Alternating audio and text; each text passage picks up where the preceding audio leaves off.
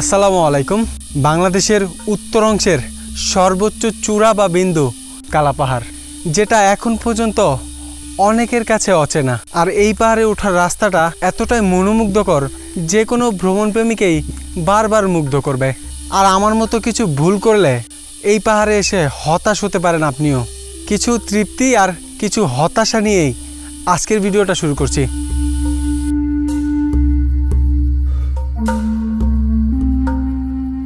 সবুজের গভীর বুক চিরে নিঃশব্দে দাঁড়িয়ে আছে সিলেট বিভাগের সর্বোচ্চ চূড়া বা বিন্দু কালা পাহাড়।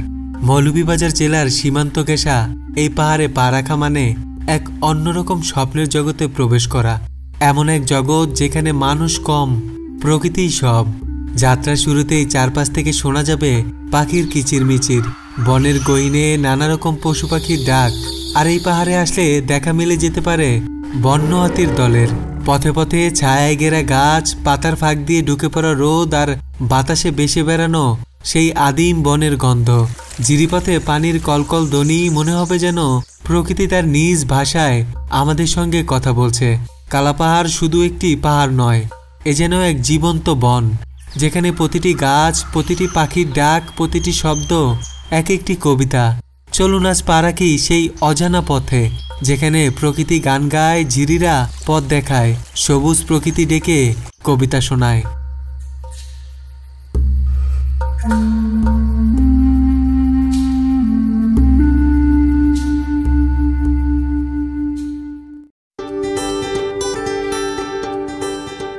আমাদের যাত্রা শুরু হচ্ছে ঢাকার সায়দাবাদ বাস স্ট্যান্ড থেকে। গন্তব্য শ্রীমঙ্গল। আমরা বেছে নিয়েছি হানিফ পরিবহনের এসি বাস, যার ভাড়া 1000 টাকা। আপনারা চাইলে নন এসি বাসেও যেতে পারবেন, সেক্ষেত্রে ভাড়া হবে 570 টাকা। আরেকটি বিকল্প ট্রেন ভ্রমণ। তবে ট্রেন ধরতে চাইলে অবশ্যই ভ্রমণের 10 দিন আগে টিকিট কেটে রাখুন, কারণ শেষ মুহূর্তে টিকিট পাওয়া বেশ কষ্টকর। ট্রেনের ভাড়া শ্রেণীভেদে 275 টাকা থেকে 988 টাকা পর্যন্ত হয়ে থাকে। রাত 11:30 হানিফ পরিবহনের এসি বাসে করে রওনা দিলাম শ্রীমঙ্গলের পথে। ঢাকা থেকে শ্রীমঙ্গলের দূরত্ব 178 কিলোমিটার। আর এই পথটুকু পাড়ি দিতে সময় লাগবে 4.5 থেকে 5 ঘন্টার মতো।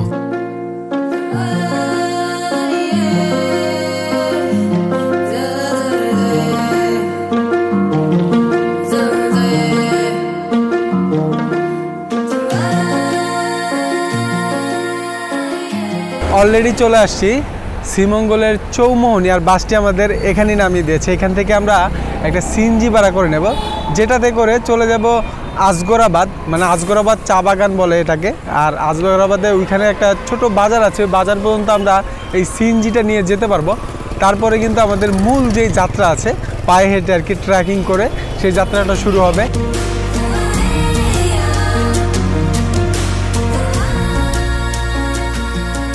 সকালের নাস্তা শেষে যাত্রা শুরু করছি শ্রীমঙ্গল বাস স্ট্যান্ড থেকে। এখান থেকে একটি সিএনজি ভাড়া করেছি সারাদিনের জন্য, যার ভাড়া পড়েছে 1500 টাকা। তবে চাইলে আপনারা সরাসরি মৌলভীবাজার শহরে নেমে সেখান থেকে লোকাল পরিবহন বা সিএনজিতে করে কালাউড়া উপজেলার আসকরাবাদ পর্যন্ত চলে যেতে পারবেন। আর আসকরাবাদ বাজার থেকেই শুরু হয় কালা পাহাড়ে ওঠার মূল পথ।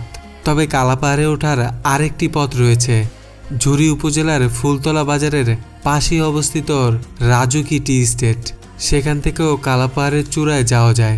তবে আমি যাচ্ছি আসকরাবাদ বাজারের উদ্দেশ্যে শ্রীমঙ্গল থেকে, কারণ এই পথে দেখা মিলে প্রকৃতির এক বিস্ময়কর সৌন্দর্যের।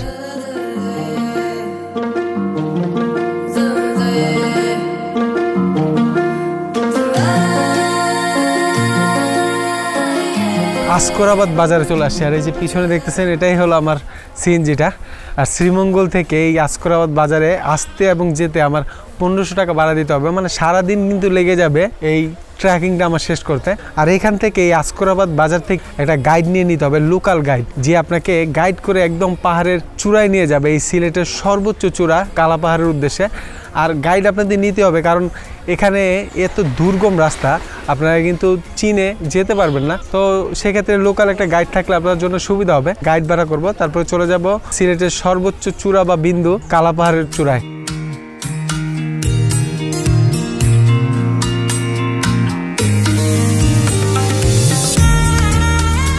আসকরাবাদ বাজার থেকে আমরা হাঁটা শুরু করেছি কালা পাহাড়ের উদ্দেশ্যে। আর এই যে কাকা আমার সাথে যাবে আজকে। কাকার নাম কি? আব্দুল বারিক কাকা আমার সাথে থাকবে এই পুরো জার্নিটাতে।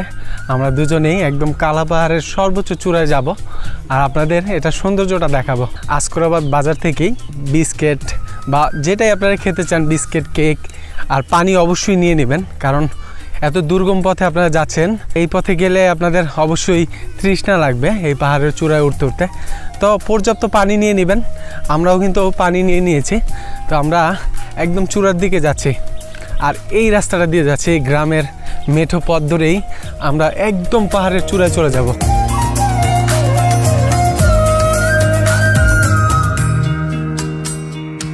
আমরা এই রাস্তাটা দিয়ে যাচ্ছিলাম আর এই যে দেখেন এখানে একটা বন্য হাতি, মানে এটা কিন্তু কোনো ক্ষতি করে না কারো, এখানে রেখে দিয়েছে। আর কাকা বললো এটার সামনে গেল সমস্যা নেই, একদম কাছাকাছি কিন্তু আমি আছি এটার, মানে ছেড়ে রাখছে নাকি বেঁধে রাখছে আমি জানি না। সামনেই একদম সামনে যাচ্ছি না আর কি, এ পর্যন্ত আসছি। এটা যেহেতু বন্য হাতি।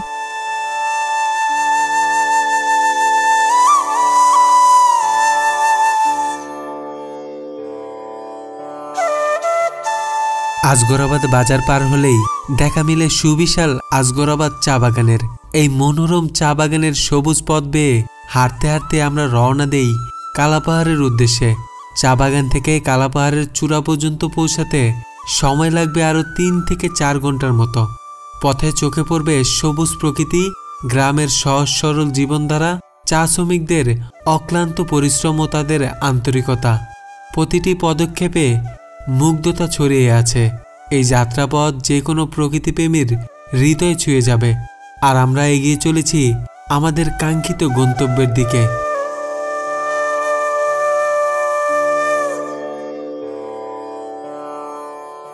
এরকম বাঁশের সাঁকো আছে 9টা। এই 9টা সাঁকো পাড়ি দিয়ে আমাদের যেতে হবে পাহাড়ের নিচ পর্যন্ত, তারপরে কিন্তু আমাদের যে পাহাড়ের উপরের দিকে যেতে হবে আর কি। ওখান থেকে চারদিকে শুধু পশু পাখির আওয়াজ আর এই প্রকৃতির সৌন্দর্য, একদম নির্জন একটা জায়গা। এখানে পর্যটকের ওইরকম আনাগোনা নেই, লোকাল মানুষ দেখতে পারবেন কিছু কিছু ছোট ছোট টিলা আছে। আর এই যে দেখেন এখান দিয়ে একটা ছোট্ট নদীর মতো এটা কিন্তু বয়ে চলেছে। কাকা আমরা কি সামনে যে জিরিতে নামবো নাকি? জিরির পথ দিয়ে হাঁটবো না?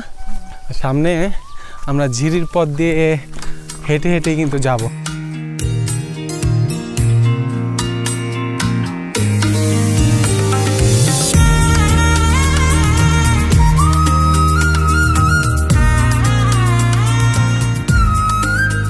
ছোট বড় টিলা, পাহাড়, যেটাই বলি অনেক সুন্দর একটা জায়গা, সবুজের অভয়ারণ্য বলা যায় এই জায়গাটাকে।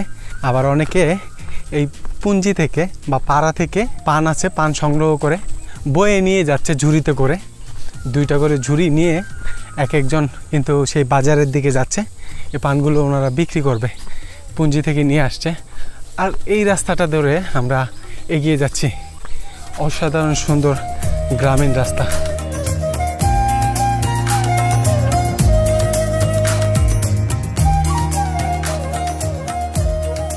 1 ঘন্টার মতো হাঁটার পরে চলে আসছি বেগুন ছড়া একটা পাড়াতে, জানি না এই কাকাই বললো আর কি নামটা।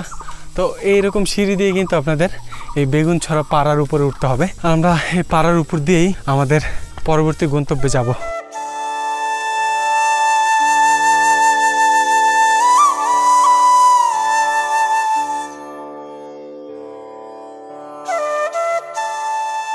প্রায় 1 ঘন্টা হাঁটার পর আমরা পৌঁছালাম একটি খাসিয়া পল্লীতে।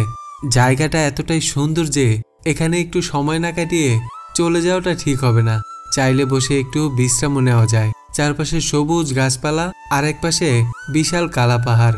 গ্রামের পরিবেশ, পাহাড়, বন মিলিয়ে এক দারুণ দৃশ্য তৈরি হয়েছে, যেটা যে কেউকেই মুগ্ধ করবে। এই গ্রামের মানুষেরা মূলত পান পাতা সংগ্রহ করে বাজারে বিক্রি করে। কেউ কেউ আবার বনের লাকড়ি বা বাঁশ কেটে এনে বিক্রি করে। আবার অনেকেই ঝুম চাষের মাধ্যমে জীবিকা চালায়। চারদিকে সবুজ পাহাড় আর এটা কিন্তু একদম সবুজে ঘেরা একটা জায়গা, অসাধারণ। মানে আপনি আসলে বারবার মুগ্ধ হবেন।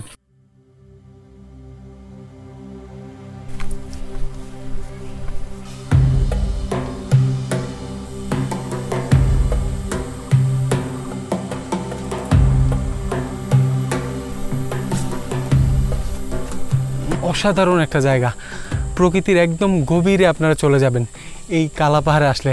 মানে চারিদিকে দেখেন সবুজের অরণ্য, এরকম একটা জায়গায় আমি খুঁজতেছিলাম আসলে অনেক দিন যাবৎ। তো কালা পাহাড়ের সন্ধান পেয়ে সাথে সাথেই কিন্তু আমি চলে আসছি এখানে এটার সৌন্দর্য দেখার জন্য।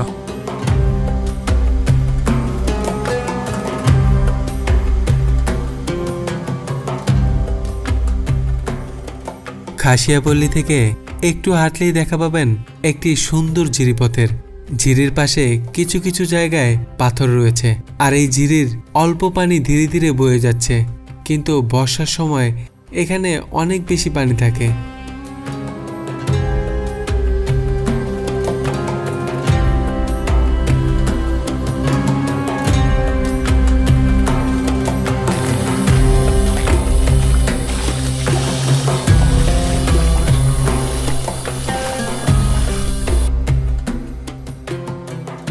জুম চাষ করে না?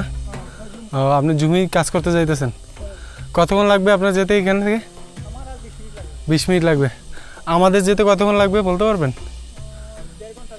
1.5 ঘন্টা লাগবে আরও পাহাড়ের চূড়ায় যেতে।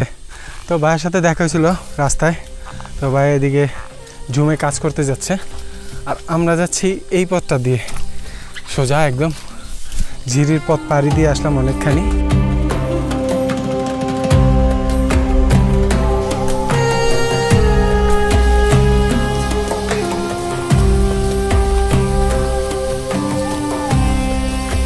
দেখেন অনেক পশু পাখি যারাই আছে, এই বনের কিন্তু একটা অন্যরকম সাউন্ড আছে, সেটা আপনারা শুনতে পাবেন, প্রকৃতির সাউন্ড যেটাকে বলে। বনটা বিশাল, আর এটার সৌন্দর্য একদম এটার মতোই বিশাল, অসাধারণ। প্রায় 2 ঘন্টা হবে হাঁটতেছি, আর এখন পর্যন্ত কিন্তু পাহাড়ের চূড়ার দেখা পাইনি। আরও হাঁটতে হবে, সামনে রয়েছে বাঁশবাগান। তো এখান দিয়ে হাঁটতেছি, আর এই সামনে একটা ভাই আমাদের সাথে যুক্ত হয়েছে, উনি ওনার কাজে বের হয়েছে আর কি, তো কাকার পরিচিত, উনিও আমাদের সাথে সাথে যাচ্ছে এদিক দিয়ে।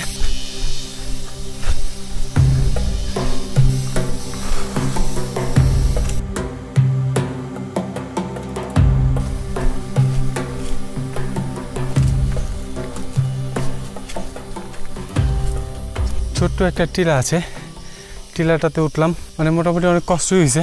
এরকম পানের গাছ আপনারা দেখতে পাবেন এই জায়গাগুলোতে। এই উপর দিকে তাকালে পুরো গাছটাই পান গাছ দিয়ে ঘেরা আর কি, লতা পাতা দিয়ে। তো এইভাবেই কিন্তু ওনারা পান সংগ্রহ করে এই জায়গাগুলো থেকে।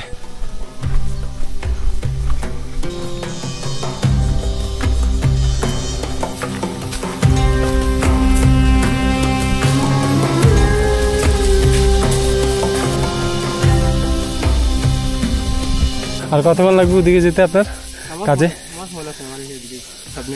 সামনে না? আমাদের কতক্ষণ লাগবে?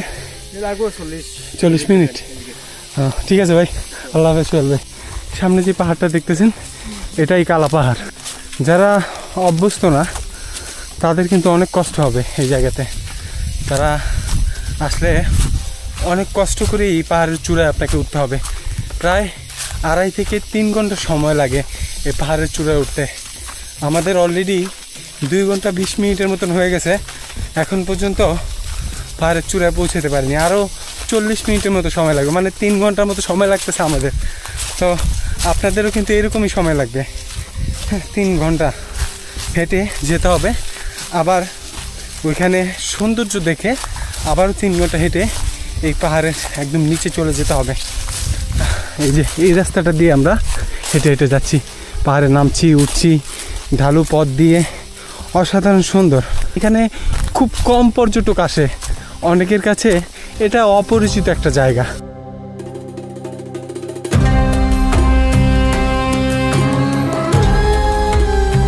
দুই ঘন্টায় পাহাড়ের নিচে আসার পরে তারপর আবার একদম পাহাড়ের উপরের দিকে উঠতে হবে। চিটাঙের মতো পাহাড় না? না, পাহাড়টা অনেক উঁচু, আর চারিদিকে দেখেন বাঁশ গাছ দিয়ে ভরা। আর অল্প একটু হয়তো বা যেতে হবে, অল্প একটু বলতেও আরও 15 থেকে 20 মিনিট সময় লাগবে। কি কাকা, এরকম লাগবে না নাকি আর কম লাগবে? এরকমই না?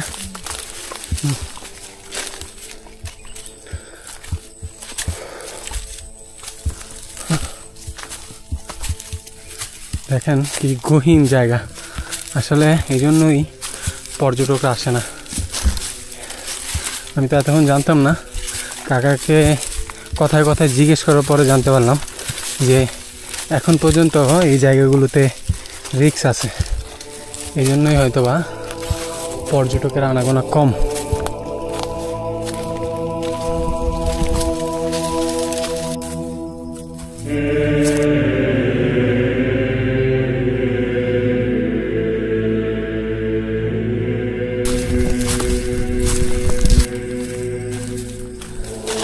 বিশাল একটা বনের মধ্যে দিয়ে যাচ্ছি। এটা হলো চারিদিকে বাঁশ গাছ দেখতে পাবেন আপনারা, অনেক বেশি, অনেক চারিদিকে শুধুই বাঁশ গাছ দিয়ে ভরা এই জায়গাটা।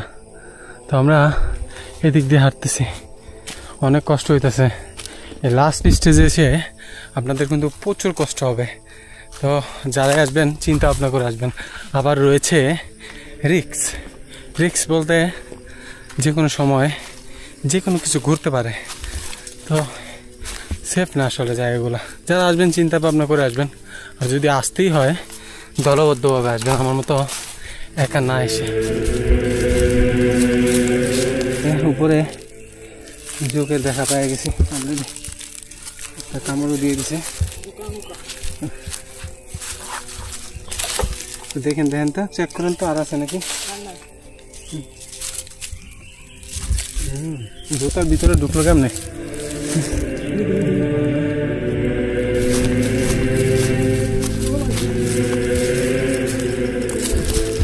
পাহাড়ের চূড়ায় ফাঁকা কোনো জায়গা নেই নাকি? সব মানে বিউটিও দেখা যায়, এরকম জায়গা নেই না? ওইরকম কোনো ভিউ দেখতে পেলাম না, মানে গাছগাছালি চারিদিকে, এরকমই মনে হয় না? সব জায়গায় এরকম।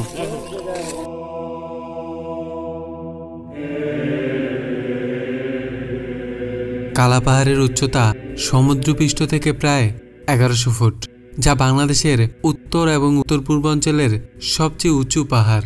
এর চূড়ায় আছে ঘন সবুজ বন, আর পাশেই ভারতের সীমান্ত। পাহাড়টির প্রায় 60 ভাগ বাংলাদেশে পড়েছে, আর বাকি অংশ ভারতের ত্রিপুরা রাজ্যে।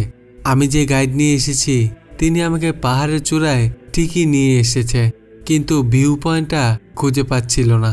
চূড়ায় কয়েকজন স্থানীয় লোকের সঙ্গেও দেখা হয়েছে, তবে তাদের জিজ্ঞেস করেও ভিউ পয়েন্টের সঠিক তথ্য পাইনি। অনেক খোঁজাখুঁজির পর একটি ফাঁকা জায়গা পেয়েছি, যেখান থেকে এই পাহাড়ের কিছুটা ভিউ দেখা যায়।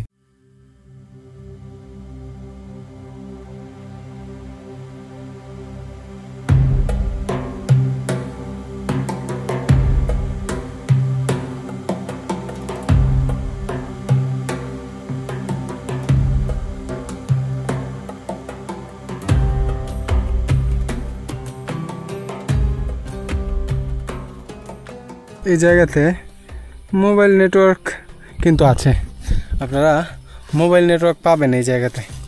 এখন পর্যন্ত আমি মোবাইল নেটওয়ার্ক পাইছি সব জায়গাতেই, ঝামেলা হয় নাই কোনো এই পর্যন্ত। আবারও নেমে যাচ্ছি এখান থেকে। এই পাহাড়ের কিছুটা ভিউ দেখা যায় এমন একটি জায়গায় প্রায় 20 মিনিটের মতো বসেছিলাম। তারপর আবারও রওনা হয়ে গেছি সেই একই পথে। প্রায় 3 থেকে 3.5 ঘন্টার মতো হাঁটা লাগবে আসকরাবাদ বাজারে পৌঁছাতে। সেখান থেকে আমার সিএনজিতে করে চলে যাব শ্রীমঙ্গলের উদ্দেশ্যে। শ্রীমঙ্গল থেকে রাতের গাড়িতে চলে যাব ঢাকার উদ্দেশ্যে। আল্লাহ হাফেজ, ধন্যবাদ।